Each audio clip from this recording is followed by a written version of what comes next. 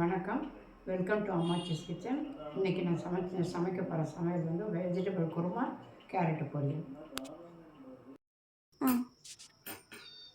Vegetable குருமாவுக்கு தேவையான பொருட்களை பார்க்கலாங்க. வெங்காயம் 3 வெங்காயம் பெரிய வெங்காயமாக நறுக்கி வச்சுருக்கோம். அது நம்ம இஷ்டத்துக்கு பெருசாகவும் சின்னதாகவும் என்ன மிக்சியில் அரைக்க போகிறோம். அதனால் எப்படி வேணாலும் அரைச்சி வச்சுக்கலாம். அரை மூடி தேங்காய், இதில் கொத்தமல்லி தூள், பச்சை மிளகாய், கொஞ்சம் மஞ்சத்தூள் போட்டு வச்சுருக்கோம். இதில் வந்து கொத்தமல்லி தழை, பூண்டு, இஞ்சி எல்லாம் கழுவி சுத்தம் பண்ணி நறுக்கி வச்சுருக்கோம். இதில் வந்து தக்காளி 4 தக்காளி பெருசாக நறுக்கி வச்சுருக்கோம். கேரட் வந்து ஒரு 50 கேரட்டு நறுக்கி வச்சுருக்கேன். இதுவும் ஒரு 50, இது ஒரு 50. நம்ம தனித்தனியாக நறுக்கி வச்சுக்கிட்டோன்னா வேக வைக்கிறதுக்கு 3 வெங்காயம் நறுக்கி வச்சுருக்கேன். அது நம்மளுக்கு எப்படி சௌகரியமோ அந்த மாதிரி பண்ணிக்கலாம். தேங்காய் அரை மூடி எடுத்து வச்சுருக்கோம். இதில் கொத்தமல்லி தூள், மல்லித்தூள், கொஞ்சம் மஞ்சத்தூள் வச்சுருக்கோம். இதில் இஞ்சி, பூண்டு, கொத்தமல்லி தழை 3 வச்சுருக்கோம். தக்காளி வந்து பெரிய தக்காளியாக 4 தக்காளி. காய்கறிகள் வந்து கேரட்டு, பட்டாணி, பீன்ஸு. இதை நம்ம தேவைக்கு தகுந்த அளவு செஞ்சுக்கலாம். எல்லாத்தையும் மிக்சியில் பறைக்க போகிறோம். இந்த காய்கறி தவிர மற்றதெல்லாம் மிக்சியில் நைஸாக அரைச்சி குழம்பு வைக்கப்படும். தேங்காய் நல்லா நைஸாக அரைச்சி வச்சுருக்கேங்க. அப்புறம் மற்ற விழுதுகளை தனித்தனியாக நம்ம முதல்ல எடுத்து வச்ச மாதிரி அப்படியே அரைச்சிக்கலாம். இல்லை அப்படின்னா கூட மொத்தமாக அரைச்சிடலாம். தேங்காய் தக்காளி மாத்திரம் ஒன்றா அரைச்சிக்குங்க. அப்புறம் இப்போ எப்படி செய்கிறதுன்றா காட்டலாம். இப்போ இது சொல்லி பச்சை பட்டாணி, பீன்ஸு, கேரட்டெல்லாம் ஒரு ஆவி போட்டு வேக வச்சுட்டோன்னா சீக்கிரம் குழம்பு ஆகிடும். அவ்வளோ 5 ஸ்பூன் எண்ணெய் விட்டுருக்கேங்க. எண்ணெய் காஞ்சிடுச்சு. இதுக்கு கடுகெல்லாம் ஒன்றும் தேவையில்லை.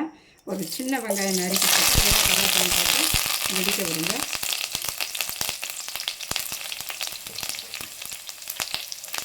வெடித்ததுக்கப்புறம் வெங்காயம் நான் அரைச்சி வச்சுருக்கேன் இல்லைங்களா, அந்த வெங்காயத்தை பண்ணணும். இஞ்சி பூண்டு விழுது, இந்த பச்சை மிளகாய், கொத்தமல்லி எல்லாமே ஒன்றா போட்டுருவோம். ஒன்றும் தப்பு இல்லை. தேங்காய் மட்டும் கரைச்சி வச்சுருக்கோம்.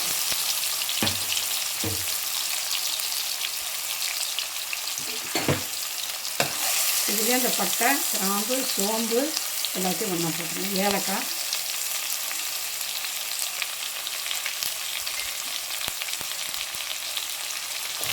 நல்லா வணக்கணும். பச்சை வாசம் போகிற வரைக்கும் இந்த டைம்லேயே உப்பு போட்டுருங்க. உப்பு போட்டால் தான் நல்லா வாசம் வரும், நல்லா உப்பு டேஸ்ட் இருக்கும்.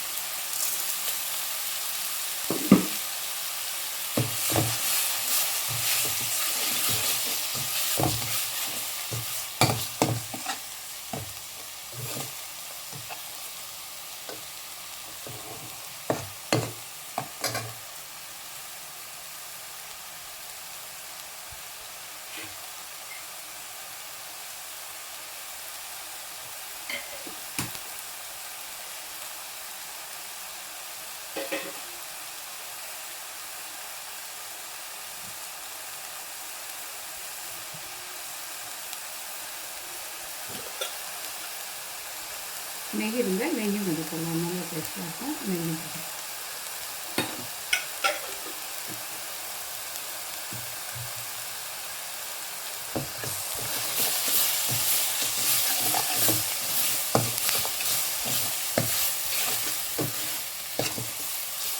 அடுப்பு கொஞ்சம் மீடியத்தில் வச்சுங்க. ரொம்ப சூடாக இருந்தால் அடிப்போம்.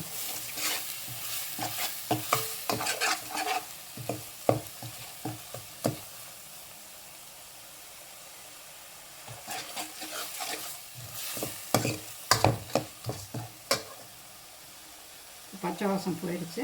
இப்போ அரைச்சி வச்சுட்டு தக்காளி சேர்க்கணும்.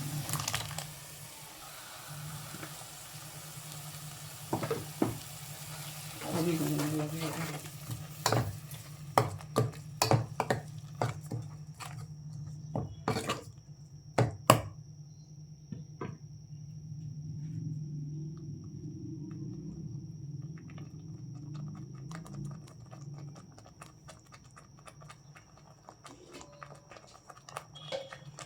ஒரு 2 நிமிஷம் மூடி வச்சிடலாம்.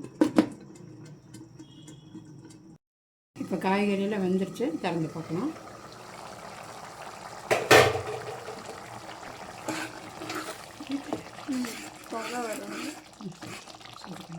இப்போ அரைச்சி வச்சுருக்க தேங்காய் விழுது இப்போ போட்டுக்கணும். போட்டு கொஞ்சம் தண்ணி விடுங்க. ஏன்னா அது திக்காக இருக்கும் குழம்பு, அதனால் கொஞ்சம் தண்ணி விட்டால் எடுக்கிறதுக்கு நல்லா இருக்கும்.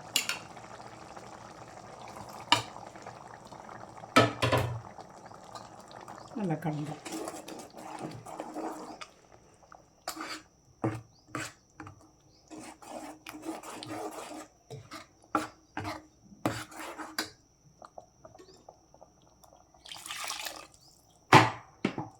டொப்பு டொப்பு அதை இடிச்சுக்குது பாப்பா.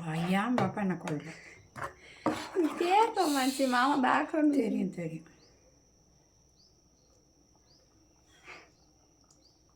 உப்பெல்லாம் ரொம்ப சரியாக இருக்கான்னு பார்த்தோம்னா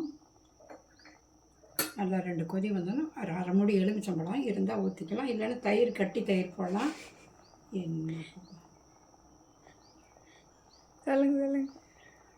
நல்லா கொதி வந்து 4 கொதி வரட்டும். வந்ததுக்கப்புறம் இறக்கி வச்சு எலுமிச்சம்பழமும் இல்லைன்னா தயிரை போட்டு கலந்துருங்க. அவ்வளோதான், சுவையான குருமா ரெடி.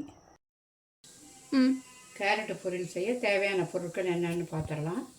வெங்காயம், 2 பூண்டு, கருவேப்பிலை, 1 பச்சை மிளகாய், அவங்கவுங்க காரத்தை அந்த மாதிரி போட்டுக்கலாம். தேங்காய் தேவையான அளவு திருவி வச்சுருக்கோம். கடுகு, உளுத்தம் பருப்பு, மஞ்சத்தூள், உப்பு, அவ்வளோதான். இப்போ செய்ய 4 ஸ்பூன் எண்ணெய் விட்டுக்குங்க. ரொம்ப எண்ணெய் வேண்டாம், போதும். எண்ணெய் நல்லா காயட்டும்.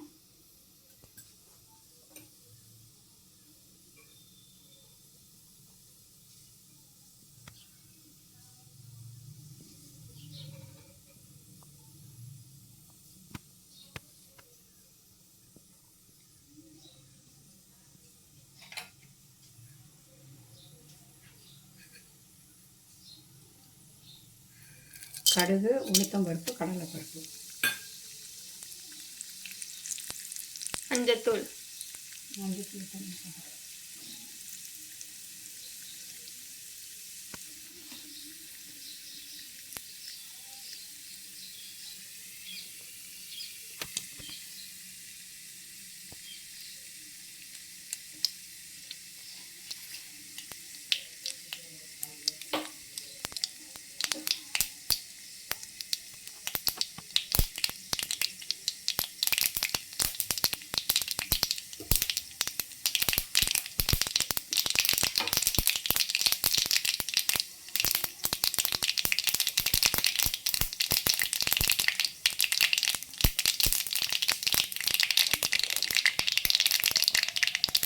கடுகு நல்லா வெடிச்சிருக்கு. இப்போ வெங்காயம், பூண்டு, பச்சை மிளகாய், கருவேப்பிலை நறுக்கி வச்சது அதில் போட்டு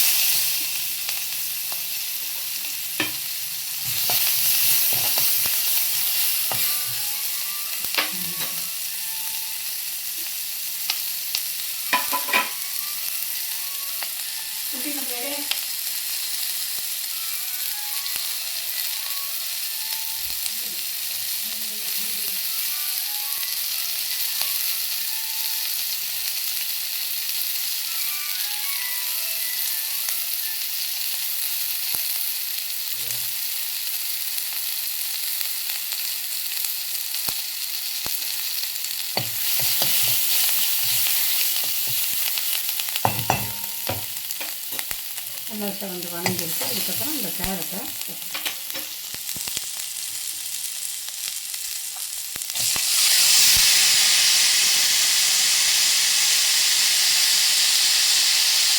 கொஞ்சம் மஞ்சள் போட்டு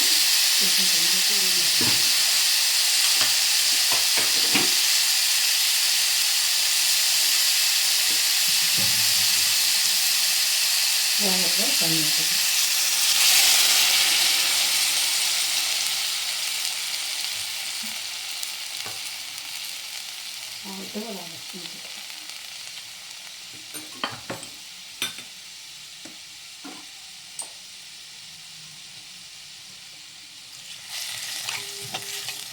நல்லா வேகட்டும். வெந்ததுக்கப்புறம் ஒரு 1/4 மணி நேரம் ஆகிடும். ஏன்னா அது கொஞ்சம் ஹார்டான இதாக இருக்கும்ல, அதனால 1/4 மணி நேரம் ஆகிடும். இல்லைன்னா 10 நிமிஷத்தில் கூட வெந்துடும். அப்படி வெந்ததுக்கப்புறம் தேங்காயை போட்டு இறக்கி வைக்கணும். நல்லா கேரட்டு பொரியல் ஆகிடுச்சு. நல்லா தண்ணியெல்லாம் எடுத்து காயும் நல்லா வெந்திருக்கு. நல்லா காய்ச்சி இந்த மாதிரி வெந்ததுக்கப்புறம் தேங்காய் எவ்வளோ வேணுமோ அவங்கவுங்க டேஸ்ட்டு அந்த மாதிரி போட்டுக்கலாம். போட்டு நல்லா 4 பரட்டு விட்டு எடுத்து சமைச்சு வச்சு சாப்பிட வேண்டியது. இது கூட உருளைக்கிழங்கு போட்டுக்கலாம், பீன்ஸ் போட்டுக்கலாம், மொச்சக்கொட்டை போட்டுக்கலாம், எது வேணாலும் போட்டுக்கலாம். நான் தனியாக கேரட்டை செஞ்சுருக்கேன்.